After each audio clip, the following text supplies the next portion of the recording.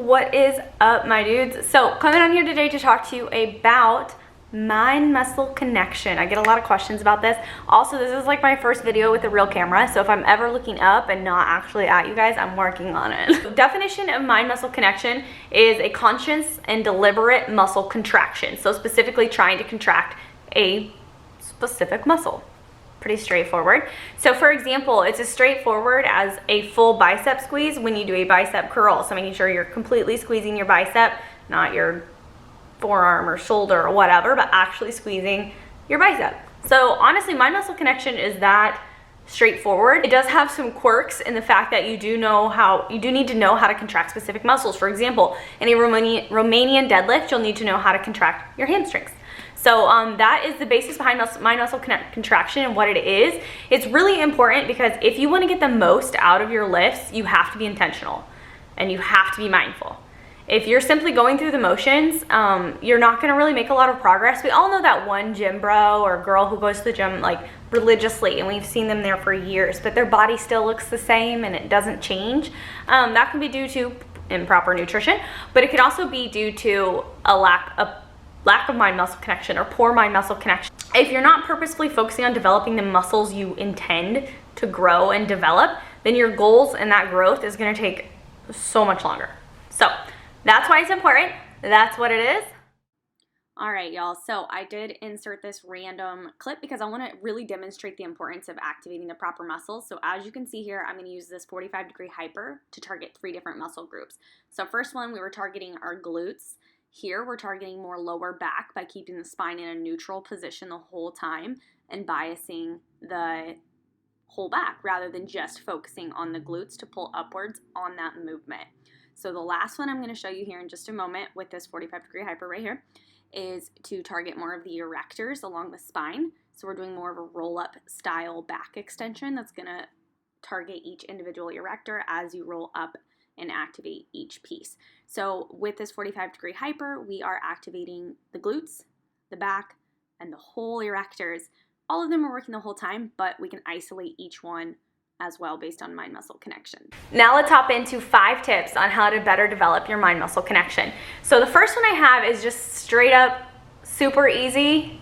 Go familiarize yourself with muscular anatomy. It's really difficult to engage your rear delts if you don't know what the purpose of that muscle is, where it's located, or how it contracts. You need to know the direction and the angle in which your muscle contracts in order to properly contract it. Pretty straightforward. So go study some anatomy.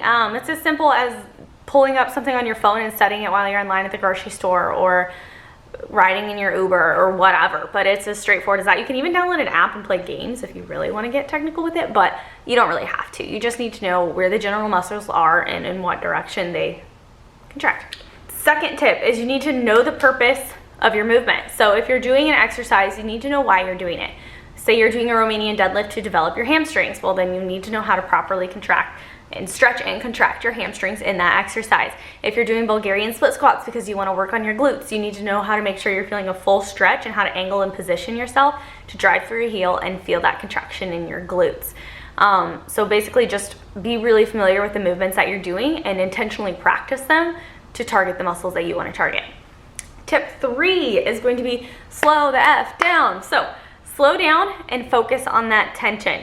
So tension is that tightness that you feel in the muscle as it's contracting or as the weight's resisting against it. I'm going to use a bicep curl again just because it's super easy. But whenever you're doing a bicep curl, you're going to feel tension in your bicep as you're pulling up, as well as if you're in the middle of the movement and you start failing, you're going to feel that fire, that tension here as your muscle's trying to contract until it can't. Ways to practice and get better at slowing down and finding that tension is to use lighter weight and practice with time under tension. So purposefully do a movement, let's say a lateral raise, and then count a 5-second eccentric. 5, 4, 3, 2, 1, or a 3-second eccentric, whatever. But really slow down the downwards portion of that movement when the muscle is lengthening back out. And that's truly going to help you better feel it in the proper muscle and help you focus on learning how to do that. And then obviously just focus, pay attention, slow down. My 4th tip is pre-workout, work on some activation and warm-ups. So that means don't just jump into your squats immediately. If you're looking to grow your glutes in your first movement of the day, sorry, Elsie's over here and she's so cute. And your first movement of the day is squats. Maybe you're going to first do some glute kickbacks. Maybe you're going to do some banded kickbacks. Maybe you're going to do some body weight squats. Maybe you're going to do some hip circles, whatever it takes to get that area loosened up and warm and ready to go. And then really lightweight, super focused contractions with your glutes before you hop into that squat, so they're already fired up and ready to rock.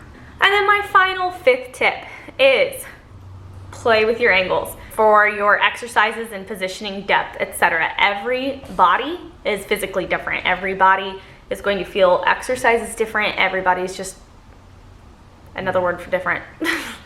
So not the same moves are gonna work perfect for everyone. Not everybody's gonna get the most out of the same moves. So you're going to have to experiment and play with what works best for you. Let's take squats, for example. The stance on your squat really depends on you, your body, your bone structure, and you as a person as to what feels the best for you to complete that movement and feel it in the targeted muscle. Elsie! Oh my gosh. So those are my top 5 tips for how to better develop mind-muscle connection.